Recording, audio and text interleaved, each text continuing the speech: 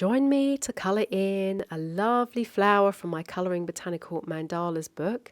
Today I wanted to colour in this garden rose. I've been in the garden with my mum and we have so many beautiful roses in the garden, and I really wanted to colour with pink, a reddy pink and a green for some reason today. So that's what I'm going to do. They're the colours I'm going to choose. So here are the ones I've selected. And I'm excited to see how this one turns out. So I'm going to dive right in and I'm going to go from the centre and work my way outwards. So I've just done a little tiny bit of blending in the centre here with the yellow and the two pinks that I've got.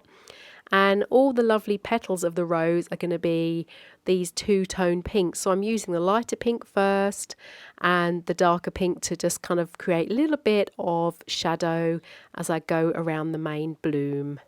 So this particular design is a single flower design. So like many of these in the book, this is what I call a natural mandala. So when you look at a flower from above, you see the natural mandala form that a bloom has.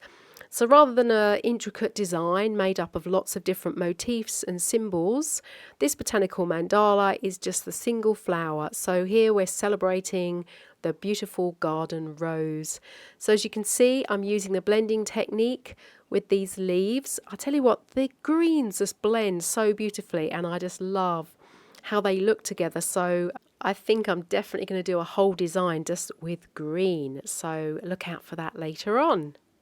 So finishing up with the leaves and adding this two-tone effect before we get to the finished piece, and I think I'm going to add something a little bit different into the background and I'll show you that in a sec. So are you ready to see the finished design? I added a gold paint pen into the background. You can see it shimmering just a tiny bit, but I really love how this looks. So let me know what you think in the comments. Thanks for watching.